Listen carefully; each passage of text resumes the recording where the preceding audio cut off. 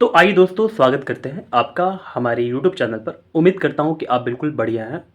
तो क्लास 10 के विद्यार्थियों के लिए जो 2024 में बोर्ड एग्जाम देने वाले हैं, उनके लिए मैंने ऑब्जेक्टिव क्वेश्चन का सॉल्यूशन अपने चैनल पर देना ही स्टार्ट किया हुआ है। अगर आप चाहते हैं कि मेरे चैनल से जुड़ करके बिल्कुल अच्छे से पढ़ाई करना, तो बिल्कुल करें, आपको काफ़ी बेनिफिट मिलेगा और एक भी क्वेश्चन आप बिल्कुल छोड़ करके नहीं आएंगे बोर्ड एग्जाम में। ठीक है, जितने भी ऑब्जेक्टिव क्वेश्चन होंगे उसका सॉल्यूशन आप बिल्कुल अच्छे से दे पाएंगे। तो आप बिल्कुल मेरे चैनल पर आकर के अच्छे से प्रिपरेशन करें, आपको काफ़ी बेनिफिट मिलेगा। ठीक है, तो अब तक मैंने त्रिकोणमिति, समांतर श्रेणी, वृक्ष क्षेत्रफल, आयतन, वास्तविक संख्या, बहुपद, दो चरों वाले रैखिक समीकरण युग्म तथा द्विघात समीकरण, इन चैप्टरों से मैंने प्रीवियस ईयर के जितने भी क्वेश्चन है उसका मैंने सोल्यूशन दे रखा है। ठीक है, अब मैं देने वाला हूँ निर्देशांक ज्यामिति से जितने भी क्वेश्चंस हैं प्रीवियस ईयर के, उसका मैं सोल्यूशन देने वाला हूँ। तो आप मेरे चैनल से जुड़ करके बिल्कुल अच्छे से पढ़ाई करें। ठीक है, तो चलिए अब हम देखना स्टार्ट करते हैं निर्देशांक ज्यामिति के सारे क्वेश्चनों को। ठीक है, तो आइए दोस्तों, अब हम देखना स्टार्ट करते हैं क्वेश्चन नंबर 61 को। यहाँ पर हमारे सामने क्वेश्चन है, बोला कि निम्न में से मूल बिंदु के नियामक कौन है। ठीक है, ये बहुत ही सिंपल क्वेश्चन है। तो मूल बिंदु के जो नियामक होते हैं वो क्या होते हैं, तो 0 0 होते हैं। क्या होते हैं, 0 0। ठीक है ना, तो ऑप्शन बी हमारे लिए सही हो जाएगा। क्वेश्चन नंबर 61 का हमारे पास जो आंसर होगा वो क्या हो जाएगा, ऑप्शन बी हो जाएगा, यानी कि 0 0 हो जाएगा। ठीक है, आइए देखते हैं क्वेश्चन नंबर 62 को। तो क्वेश्चन नंबर 62 बोल रहा हूँ कि बिंदुओं 4, -1 और 2, 3 के बीच की दूरी है। हमको निकालना है बीच का दूरी। हमारे पास जो दो बिंदुओं के निर्देशांक दिए हुए हैं वो दिए हुए हैं 4, -1 और साथ ही साथ हमारे पास है 2, 3 है। ठीक है, तो चलिए अब मैं इस क्वेश्चन को समझाने के लिए मैंने अपने कॉपी पर दो बिंदु ले लिया और दोनों के जो निर्देशांक है इसको ले लिया। ठीक है ना, 4, -1, 2, 3। अब दूरी निकालना है। आपको पता है कि दूरी का जो फॉर्मूला होता है मैंने आपको बताया था पहले ही। ठीक है, जो दूरी का फॉर्मूला होता है वो क्या होता है, तो दूरी का जो फॉर्मूला होता है वो होता है x2 - x1 का whole square plus y2 - y1 का होल स्क्वायर। ठीक है ना, मैंने आपको ऐसे बताया होगा कि x1 - x2 का whole square plus y1 - y2 का होल स्क्वायर। ठीक है, तो दोनों में से किसी फॉर्मूले को अप्लाई कर लेंगे। जैसे मैं क्या करता हूँ, x1 - x2 का होल स्क्वायर। ठीक है, और प्लस क्या हो जाएगा, y1 और माइनस y2 का होल स्क्वायर हो जाएगा। यहाँ तक बात समझ में आ रहा है आपको। ठीक है, अब चलिए इसको सॉल्व करते हैं हम। तो यहाँ पर क्या हो जाएगा, 4 में से 2 जाएगा, 2 होगा, तो 2 का स्क्वायर हो जाएगा प्लस -1 - 3 कितना होगा, -4 हो जाएगा, -4 का स्क्वायर हो जाएगा। ठीक है, अब देखिए इसको और भी हम सॉल्व करते हैं आगे। 2 का स्क्वायर क्या होगा, 4 होगा, 4 का स्क्वायर क्या होगा, 16 हो जाएगा। तो -4 का स्क्वायर यहाँ पर 16 ही होगा। ठीक है ना, क्योंकि माइनस का अगर स्क्वायर करते हैं तो वो प्लस में कन्वर्ट हो जाता है। 16 4 क्या होता है, 20 होता है, √20 आ गया। अगर आप इसको और भी सॉल्व करें अच्छे से तो अंडर में 5 × 4 हो जाएगा। तो 4 का वर्गमूल तो निकल जाता है, 2 होता है, लेकिन 5 का वर्गमूल नहीं निकलता है। इसी के चलते 2√5 हमारे पास आंसर हो गया। ठीक है, तो क्वेश्चन नंबर 62 के लिए जो हमारे पास आंसर आ गया 2√5 आ गया। ठीक है, तो ऑप्शन को देख लेते हैं कौन सा ऑप्शन सही होता है। तो 62 का 2√5 आया हुआ है, तो 2√5 हमारे पास ऑप्शन डी हो गया। ठीक है, चलिए ऑप्शन डी को मैं सिलेक्ट कर लूँगा। आइए देखना स्टार्ट करते हैं अब हम क्वेश्चन नंबर 3 को। तो क्वेश्चन नंबर 3 हमारे सामने है, बोला कि प्रथम पाद में स्थित किसी बिंदु की एक्स अक्ष से दूरी क्या कहलाती है। ठीक है, इस क्वेश्चन को देखिए अच्छा से समझिएगा ना, अच्छा से पढ़िएगा और समझिएगा तो आप इस क्वेश्चन का जवाब दे पाइएगा। देखिए मैं बताता हूँ आपको। प्रथम पाद में, प्रथम पाद क्या होता है आपको पता है।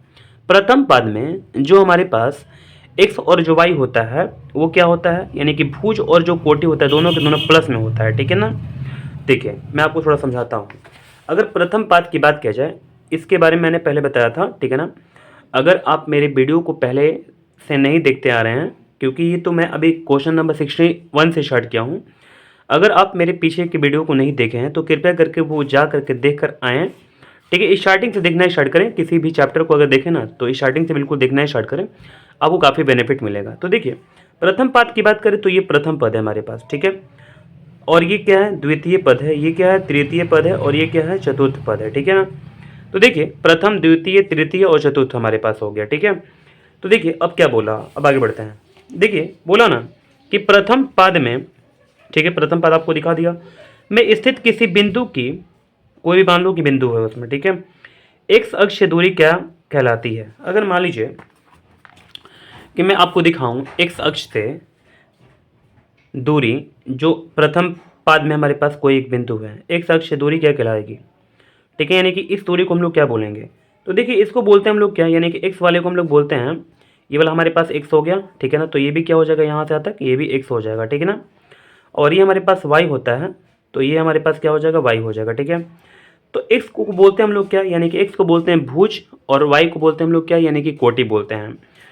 तो ये वाला वाई है तो ये क्या कहलाएगा, कोटि कहलाएगा, ठीक है। तो हमारा आंसर क्या होना चाहिए, कोटि होना चाहिए। तो चलिए कोटि को देख लेते हैं, कोटि हमारे पास कौन से ऑप्शन में है।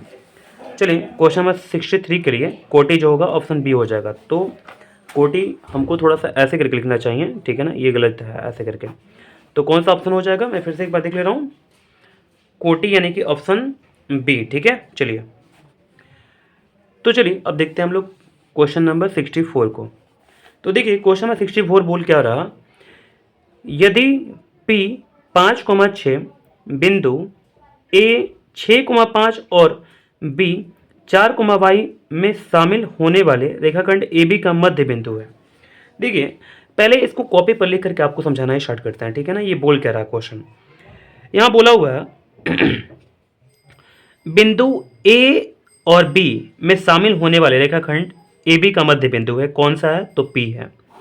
तो सबसे पहले मैं A और B एक रेखाखंड बना लेता हूँ, ठीक है ना, और इसके जो निर्देशांक दिए हुए हैं उसको मैं लिख लेता हूँ, ठीक है। और यहाँ पर क्या आ गया, 5,6 आ गया, तो y बराबर है। अब देखिए मैं समझाता हूँ आपको, जैसे में हमारे पास एक ए बिंदु है, एक बी बिंदु है, ठीक है। ये एक, इस दोनों को अगर मिलाएगा तो एक रेखाखंड बनेगा। ए का जो निर्देशांक दिया हुआ हमारे पास 6,5 दे दिया हुआ है, और बी का जो निर्देशांक है वो 4,y दे दिया हुआ है, ठीक है। अगर हम देखें तो यहाँ पर हमारे पास आर एक बिंदु है, ठीक है ना, आर ही है ना। देखिए तो हमारे पास पी है, माफ़ कीजिएगा आर नहीं है, पी है, ठीक है ना। तो पी जो एक बिंदु है जो कि इस दोनों बिंदुओं के बिल्कुल बीचों बीच है, ठीक है, यानी कि इस बिंदु का जो निर्देशांक है ये 5,6 है, तो y का हमको मान निकालना है, ठीक है। तो y का मान हम लोग कैसे निकालेंगे, तो देखिए अगर हम इसको y1 को और प्लस y2 को देखते हैं, y1 प्लस y2 और बटे में 2 करते हैं, तो हमारे पास क्या आ जाता है, यानी कि जो बीच वाला बिंदु है, जो बीच वाला बिंदु का जो कोटि है ना, कोटि हमारे पास क्या है, यानी कि y हमारे पास ये वाला आ जाएगा, ठीक है ना, यानी कि 6 इसके बराबर लिख देंगे। देखिए तो हम लोग इसको ऐसे करके कर देंगे, ठीक है ना। अब इसको सॉल्व करते हैं, तो 6 दूनी क्या हो जाएगा, 12 हो जाएगा, ठीक है। तो y बराबर क्या हो जाएगा हमारे पास, 12 में से 5 घटा लेंगे तो क्या हो जाएगा, 7 हो जाएगा। तो y का मान कितना आ गया, 7 आ गया, ठीक है ना। तो क्वेश्चन नंबर 64 के लिए जो हमारे पास y का मान आ गया कितना, यानी कि 7 आ चुका है, ठीक है। तो देखते हैं क्वेश्चन नंबर 64 का आंसर क्या आ पाता है। देखिए 7 हमारे पास आया, यानी कि ऑप्शन बी आ गया, ठीक है। तो ऑप्शन बी को सिलेक्ट कर लेते हैं। अब देखते हैं हम लोग क्वेश्चन नंबर 65 को। तो देखिएगा क्वेश्चन नंबर 65 बोला कि बिंदुएं 3,2 और -3,2 दोनों अवस्थित हैं, ठीक है ना। तो 3,2 और -3,2, ठीक है ना। तो देखिए मैं आपको समझाता हूँ, जैसे हम सबसे पहले एक ले लेते हैं कार्तीय तल, इसको 3 नाम से पुकारा जाता है, कार्तीय तल, निर्देशांक तल और XY तल, ठीक है ना। तो याद रखेंगे कार्तीय तल, मैं फिर से एक बार बोल दे रहा हूँ, कार्तीय तल इसको बोलते हैं, या फिर निर्देशांक तल, या फिर XY तल बोलते हैं, ठीक है ना। तो देखिए हमारे पास 65 नंबर क्वेश्चन में बोल रहा 3,2 और -3,2, ठीक है ना। तो 3,2 की अगर बात करें तो 3,2 हमारे पास कहाँ पर आएगा, यहाँ पर आएगा, और -3,2 कहाँ पर आएगा, तो -3 और -2 यहाँ पर आ जाएगा, ठीक है, कहीं ना कहीं यहीं पर आएगा। तो अगर देखें हम तो देखते हैं ऑप्शन क्या क्या ऑप्शन में हमारे पास है। बोला कि जो दोनों बिंदुएं हैं अवस्थित जो हैं वो x अक्ष पर हैं, तो इसका जवाब क्या होगा, बिल्कुल नहीं। x अक्ष पर आपको दिखाई दिया ये बिंदु, बिल्कुल नहीं है। क्या इस पर है ये दोनों बिंदु, ये बिल्कुल जवाब गलत है, ठीक है। बोला कि क्या वाई अक्ष पर है, ये भी हमारा जवाब नहीं होगा क्योंकि दोनों ना एक्स पर है ना वाई पर है। फिर बोला कि एक्स अक्ष के एक और हैं, यानी कि अगर एक्स अक्ष को देखें हम तो एक्स अक्ष हमारे पास ये वाला है, तो एक्स अक्ष को अगर देखें तो एक्स अक्ष के एक और इधर हो जाएगा, एक और इधर हो जाएगा, तो एक ही और दोनों जो बिंदु है ना वो प्रेजेंट है। ठीक है, तो हम लोग क्या बोल सकते हैं, यानी कि एक्स अक्ष क्या है, एक ही और स्थित है। तो ऑप्शन हमारे लिए क्या हो जाएगा, ऑप्शन सी हो जाएगा। लेकिन ऑप्शन डी बोला हुआ है तो हम लोग ऑप्शन डी को सेलेक्ट नहीं करेंगे। देखिए ऑप्शन डी में क्या बोला हुआ है, एक्स अक्ष के दोनों ओर तो नहीं ना है, एक और है। ठीक है ना, तो ऑप्शन क्या हो जाएगा, सी हो जाएगा। क्वेश्चन नंबर 65 के लिए जो ऑप्शन होगा वो क्या हो जाएगा, सी। आइए देखते हैं क्वेश्चन नंबर 66 को। तो यहाँ पर क्वेश्चन नंबर 66 बोल रहा, बिंदु 6,-5 की भुजा है, भुजा यहाँ पर नहीं है बल्कि भुज है। ठीक है ना, तो भुज और कोटि में फर्क होता है। देखिए जो पहले वाला होता है उसको भुज बोलते हैं, दूसरे वाले को हम लोग कोटि बोलते हैं। तो हमारे पास जो भुज होगा ना वो क्या हो जाएगा, 6 हो जाएगा। तो ऑप्शन ए जो हो जाएगा वो क्या हो जाएगा, 66 का ऑप्शन ए, यानी कि 6 हमारे पास आंसर आ जाएगा। ठीक है, तो मैंने आपको समझा दिया, 6 आंसर आया, लेकिन ऑप्शन कौन सा होगा, तो ए हो जाएगा। आइए देखते हैं हम लोग क्वेश्चन नंबर 67 को। अब देखिए क्वेश्चन नंबर 67 हमारे सामने क्वेश्चन है, बिंदु 2,3 की दूरी मूल बिंदु से है। ठीक है, ये बहुत सिंपल क्वेश्चन है। देखिए मूल बिंदु से जब भी दूरी निकालते हैं, क्या क्या दिया हुआ है, 2,-2,3 दे दिया हुआ ना।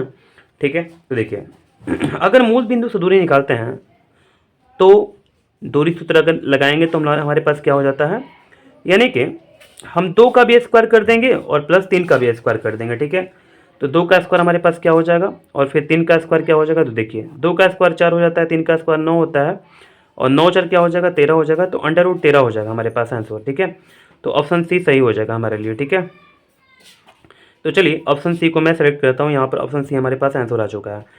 तो आइए दोस्तों अब हम देखना स्टार्ट करते हैं क्वेश्चन नंबर 68 को। तो थोड़ा सा बुक को पलटना पड़ेगा। तो आइए दोस्तों अब हम देखना स्टार्ट करते हैं क्वेश्चन नंबर 68 को। यहाँ पर क्वेश्चन बोला कि बिंदु 3,4 और -3,8 को मिलाने वाली रेखा के मध्य बिंदु के निर्देशांक है। तो देखिए हमारे पास दो बिंदु दे दिए हुए हैं। ठीक है ना, सबसे पहले क्वेश्चन लिख लेता हूँ। यहाँ पर क्वेश्चन नंबर 68 है। तो हमारे पास दो बिंदु हो गए, हमारे पास 3,4 और हमारे पास -3,8 हो गया। ठीक है ना, तो मिलाने वाले रेखाखंड के जो बीचों बीच जो है मध्य बिंदु, ये ऐसे करके हो जाएगा। इसको बोल देंगे हम लोग x1 x, y है। ठीक है ना, इसको ऐसे करके मैंने बोल दिया। हमको यही x और y का वैल्यू फाइंड करना है। ठीक है, तो देखिए इसको फाइंड करने के लिए हम लोग क्या करते हैं, ये x1 + x2/2 करते हैं। ठीक है, तो x1 + x2/2 हो जाएगा।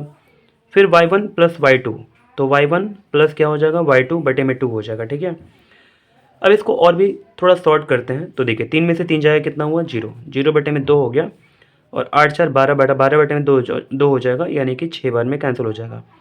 और 0 को 2 से अगर भाग लगाते हैं तो क्या हो जाएगा, 0 को 2 से भाग लगाने के बाद हमारे पास 0 आ जाएगा, और यहाँ पर 6 आ गया। तो 6 हमारे पास यहाँ पर आ गया, और यहाँ पर हमारे पास 0 आ गया। तो 0,6 बोल सकते हैं हम आंसर। ठीक है ना, तो क्वेश्चन नंबर 68 के लिए 0,6, तो हमारे पास ऑप्शन जो होगा वो डी हो जाएगा। ठीक है, तो चलिए ऑप्शन डी को मैं सेलेक्ट कर लेता हूँ। आइए देखते हैं क्वेश्चन नंबर 69 को।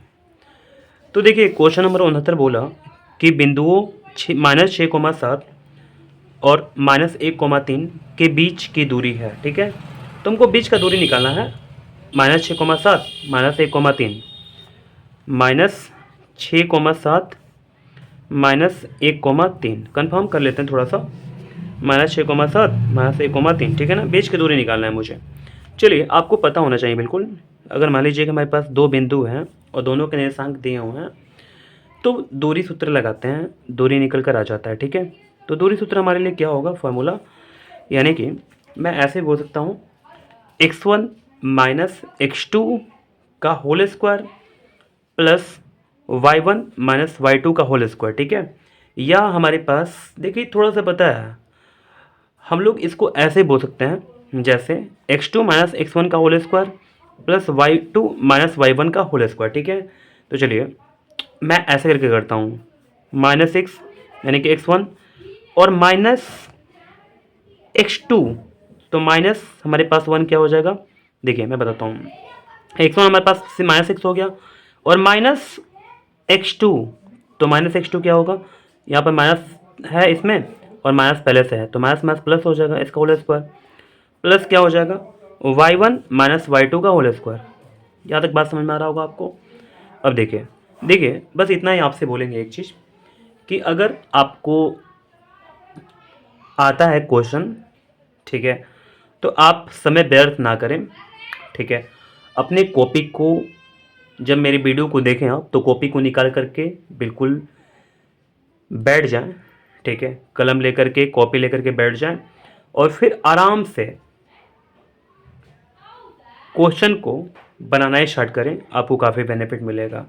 केवल देखिएगा तो कोई फ़ायदा नहीं होगा, ठीक है ना। हालांकि फ़ायदा ऐसा बात नहीं है कि बिल्कुल ही नहीं होगा, होगा फ़ायदा, लेकिन कॉपी कलम ले करके बैठ करके अगर आप सॉल्व कीजिएगा इन क्वेश्चनों को तो आपको काफ़ी मदद मिलेगा, ठीक है। तो क्या कीजिए, क्वेश्चन आप ले करके मेरे वीडियो को पॉज करके, ठीक है, बनाना स्टार्ट कीजिए और इसके बाद आगे बढ़ा करके मेरा आंसर को देख लीजिए, ठीक है, वीडियो को आगे बढ़ा करके और फिर ऐसे करके करते रहिए। जो आपको क्वेश्चन डाउट होगा उसका सोल्यूशन देखना स्टार्ट कीजिए, आपको काफ़ी बेहतर फील होगा, ठीक है ना। तो चलिए हम आगे के प्रोसेस को अब देखते हैं, ठीक है। तो देखिए -6 और +1 कितना होगा, तो -5 हो जाएगा, -5 का होल स्क्वायर हो जाएगा प्लस 7 में से 3 घटाएं कितना होगा 4, 4 का होल स्क्वायर हो जाएगा। तो -5 का स्क्वायर क्या होता है 25 होता है और 4 का स्क्वायर क्या होगा 16 हो जाएगा। तो 25 + 16 क्या हो जाएगा 6 5 11 1 हासिल 1 2 1 3 1 4 यानी कि √41 हो गया। तो क्वेश्चन नंबर 69 के लिए हमारे पास आंसर क्या आ गया √41। तो देखिए क्वेश्चन नंबर 69 के लिए हमारे पास क्या आंसर हो गया √41। इसमें है नहीं, ऑप्शन सी में यहाँ बोला, लेकिन हम लोग बिल्कुल इसको एक्सेप्ट नहीं करेंगे, ठीक है। हमारा आंसर जो होगा √41 ही होगा, ठीक है। तो आइए देखते हैं हम लोग क्वेश्चन नंबर 70 को। यहाँ पर क्वेश्चन नंबर 70 बोला कि त्रिभुज ABC जिसके शीर्ष A हमारे पास दिया हुआ है, B हमारे पास दिया हुआ है और C हमारे पास दिया हुआ है, तो केंद्रक के निर्देशांक है, ठीक है। तो चलिए केंद्रक के निर्देशांक निकालते हैं। तो केंद्रक के निर्देशांक के लिए जो फॉर्मूला होता है हमारे पास, ठीक है, तो x1 यानी कि -1 प्लस x2 यानी कि 5 प्लस x3 यानी कि 8 और बटे में क्या हो जाएगा 3 हो जाएगा। फिर ऐसे करके y1 plus y2 plus y3 बटे में 3, ठीक है। तो चलिए हमारे पास y1 0 है, y2 हमारे पास -2 है, y3 हमारे पास क्या है यानी कि 2 है, बटे में क्या करेंगे 3 कर देंगे। तो चलिए हम इसको बिल्कुल सबसे पहले निर्देशांकों को अपने कॉपी पर लिख लेंगे, ठीक है। ABC जो हमारे पास है -1, 0 है, फिर इसके बाद 5, -2 है और C हमारे पास जो है 8, 2 है, ठीक है। तो हम लोग केंद्रक के निर्देशांक को निकालेंगे। तो देखिए कैसे निकालते हैं, मैंने आपको पहले बता रखा, तो फिर से एक बार ऐसे करके लिख कर दिखा दे रहा हूँ। -1 5, फिर इसके बाद 8 बटे में 3, यहाँ पर 0, फिर प्लस -2 प्लस 2 बटे में क्या हो जाएगा 3 हो जाएगा, ठीक है। तो चलिए 8 5 कितना हो जाएगा 8 5 13 हो जाएगा आपका। 13 में से 1 जाएगा कितना हुआ 12 बटे में 3 हो जाएगा। यहाँ पर -2 और +2 क्या हो जाएगा 0 बटे में 3 हो जाएगा। यहाँ पर 0 तो पहले था ही, तो 0 जोड़ेंगे तो कोई फ़र्क नहीं पड़ेगा। तो 3 चौका 12 और हमारे पास 0 में 3 से भाग लगेगा तो क्या हो जाएगा यानी कि 0 ही हो जाएगा, यानी कि 4,0 हो गया। जो हमारे पास केंद्रक के निर्देशांक है ना, त्रिभुज के केंद्रक के जो निर्देशांक है वो क्या हो जाएंगे 4,0। तो आइए ऑप्शन देखते हैं कौन सा ऑप्शन सही है। तो क्वेश्चन 70 के लिए हमारे पास 4,0 यानी कि ऑप्शन डी हो जाएगा सही। चलिए ऑप्शन डी को सही कर लेते हैं। तो आइए देखना स्टार्ट करते हैं हम क्वेश्चन नंबर 71 को। तो देखिए क्वेश्चन में 71 बोला कि y अक्ष से 5 इकाइयाँ दाईं ओर x अक्ष पर एक बिंदु P स्थित है, तो P के निर्देशांक निकालिए। देखिए क्वेश्चन को पहले गहराई पूर्वक समझिए, नहीं समझ में आता है तो दोबारा पढ़िए। मैं फिर से बोलता हूँ, थोड़ा सुनते रहिएगा। अब मैं समझाने का प्रयास करूँगा आपको। देखिए क्या बोला है कि y अक्ष से, तो सबसे पहले हम आपको कॉपी पर पढ़ते हैं क्वेश्चन और समझाना स्टार्ट करते हैं। y अक्ष से, तो y अक्ष क्या है ये वाला हमारे पास y अक्ष है ना, तो इससे, ठीक है, ये वाला y अक्ष हो गया हमारे पास, इससे 5 इकाई दाईं ओर। तो 5 इकाई दाईं ओर कहाँ पर होगा, तो 5 इकाई जैसे ये वाला हमारे पास हो गया ना y अक्ष ना, तो इससे 5 इकाई दाईं ओर, दाईं इधर होता है, ठीक है। तो दाईं ओर ऐसे करके फिर क्या बोला, दाईं ओर एक्स अक्ष पर, हमको एक्स ही अक्ष पर देखना है। जैसे दाईं ओर तो ऐसे करके दिखना है, लेकिन एक्स ही अक्ष पर, यानी कि इस पर, ऐसे करके इस पर कहीं ना कहीं। फिर बोला एक्स अक्ष पर एक बिंदु P स्थित है, ठीक है।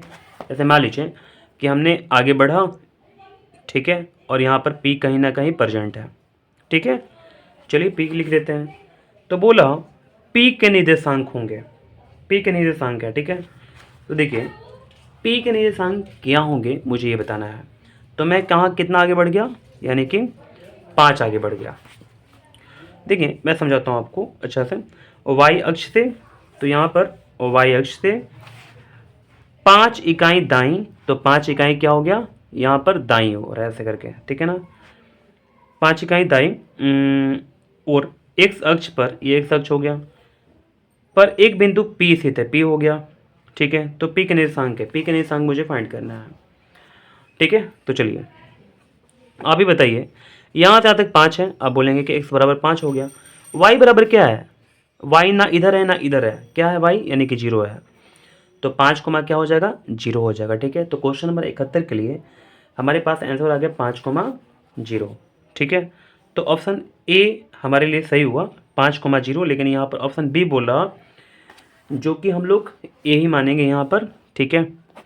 तो आइए देखते हैं क्वेश्चन नंबर 72 को अब। तो क्वेश्चन नंबर 72 क्या बोला, थोड़ा ध्यान दीजिएगा। यहाँ पर बिंदु -5,4 किस पाद में स्थित है। देखिए इसको तो ऐसे बता सकते हैं, प्रथम पाद में प्लस प्लस होता है, द्वितीय पाद में माइनस प्लस होता है, तृतीय पाद में माइनस माइनस होता है, चतुर्थ पाद में क्या होता है, यानी कि प्लस माइनस होता है। तो ये तो इसका आंसर क्या हो जाएगा, द्वितीय पाद हो जाएगा। क्या हो जाएगा, द्वितीय पाद, यानी कि ऑप्शन बी हो जाएगा सही, ठीक है। समझे बात को ना, द्वितीय पाद ऑप्शन बी हो जाएगा। अब देखते हैं क्वेश्चन नंबर 73 को।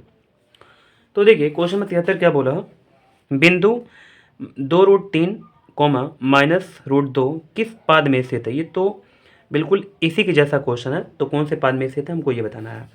तो देखिए प्रथम पाद में प्लस प्लस, तो ये तो प्लस प्लस है नहीं। दूसरे में क्या हो जाएगा, यानी कि माइनस प्लस हो जाएगा, तो माइनस, ये प्लस है तो है नहीं। तृतीय में क्या हो जाएगा, माइनस माइनस हो जाएगा, तो तृतीय में तो माइनस माइनस है नहीं, दोनों में एक प्लस में एक माइनस में है ना। चतुर्थ में क्या हो जाएगा, एक प्लस में होता है और एक माइनस में होता है, ठीक है। तो हमारे लिए क्या हो जाएगा, चतुर्थ पाद हो जाएगा। तो ऑप्शन हमारे लिए क्या हो जाएगा, यहाँ पर ऑप्शन डी हो जाएगा, ठीक है। तो चलिए क्वेश्चन नंबर 73 के लिए ऑप्शन हमारे पास क्या हो गया, डी। आइए देखते हैं क्वेश्चन नंबर 74 को अब। तो क्वेश्चन नंबर 74 हमारे सामने है, बोला कि P -4,2 और Q 8,6 को मिलाने वाले रेखाखंड के मध्य बिंदु के नियामक है, ठीक है। ऐसे क्वेश्चन बहुत पूछे जा चुके हैं, ठीक है। तो चलिए इस क्वेश्चन को भी सॉल्व कर देते हैं हम। तो क्वेश्चन नंबर 74 के लिए जो हमारे पास निर्देशांक दिए हुए हैं दो बिंदुओं के, वो क्या क्या हैं। तो P के लिए हैं हमारे पास -4,2 और Q के लिए क्या हमारे पास है 8,6 हो गया, ठीक है। तो हमको यहाँ तक पता चल गया। अब देखिए मध्य बिंदु के नियामक क्या हैं। तो मध्य बिंदु के नियामक क्या क्या हो पाएंगे। तो मध्य बिंदु हमारे पास ये वाला है ना, तो यही मध्य बिंदु निकालना है हमको। मैं क्या करूँगा, अब देखिए तो -4 यानी कि x1 + x2 बटे में 2, y1 + y2 बटे में 2 हो जाएगा, ठीक है। 8 में से 4 का कितना हुआ, 4 बटे में 2, और यहाँ पर 6 2 8 बटे में 2 हो जाएगा, 2 चौक 8, 2 दूनी का 4, यानी कि 2,4 हो जाएगा हमारे लिए आंसर, ठीक है। तो क्वेश्चन नंबर 74 के लिए 2, क्या हो गया, 4 हो गया, ठीक है। तो 2,4 हमारे पास कौन सा हो गया, ऑप्शन सी हो गया। कोई समस्या नहीं है आपको, ओके। अब देखते हैं हम लोग क्वेश्चन नंबर 75 को। तो देखिएगा क्वेश्चन नंबर 75 क्या बोला, बिंदुओं -5,7 और -1,3 के बीच की दूरी है, ठीक है। हमको बीच का दूरी निकालना है। तो चलिए बीच का दूरी निकालते हैं। सबसे पहले हमारे जो निर्देशांक दिए हुए हैं दोनों बिंदुओं के, वो है -5 7 और फिर क्या है दूसरा -1,3 है, ठीक है। बीच का दूरी मुझे निकालना है। तो चलिए बीच का दूरी निकालते हैं। दूरी सूत्र सबसे पहले लगा लेंगे, ठीक है। दूरी सूत्र हम लोग लगा लेंगे, दूरी निकालना है मुझे, ठीक है ना। तो चलिए दूरी सूत्र निकालते हैं। तो फॉर्मूला क्या होता है, अंडर रूट में x1 - x2 का होल स्क्वायर। तो x1 - x2, तो माइनस माइनस क्या हो जाएगा, प्लस हो जाएगा, x2 का whole square plus y1 minus क्या हो जाएगा y2 का होल स्क्वायर हो जाएगा। ठीक है, तो ये अंडर रूट में कर देंगे -4 का होल स्क्वायर प्लस 4 का होल स्क्वायर हो जाएगा। अब देखिए 4 का स्क्वायर क्या हो जाएगा 16, यहाँ भी 4 का स्क्वायर क्या हो जाएगा 16 हो जाएगा। -4 का होल स्क्वायर क्या होता है 16 होता है, तो अंडर रूट 32 हो जाएगा। तो देखिए हम लोग इसको ऐसे भी लिख सकते हैं 16 गुणे 2 यानी कि 16 दूनी का 32, यानी कि 4 रूट तो कितना हो जाएगा 2 हो जाएगा, क्योंकि 16 का वर्गमूल 4 निकल कर आ जाता है और 2 का वर्गमूल नहीं निकलेगा, तो ऐसे करके आंसर लिख देंगे। तो क्वेश्चन नंबर 75 के लिए हमारे पास आंसर क्या हो जाएगा 4 रूट 2 यानी कि ऑप्शन सी हो जाएगा। बात समझ में आपको आ रहा, कोई समस्या नहीं ना? बिल्कुल। तो चलिए इस वीडियो को अब हम समाप्त करते हैं। उम्मीद करते हैं कि सारे क्वेश्चंस आपको बिल्कुल समझ में आ गए होंगे। ठीक है, बिल्कुल मन लगा के पढ़ते रहिए और एग्ज़ाम की तैयारी करते रहिए। चलिए मिलते हैं हम लोग अगले वीडियो में।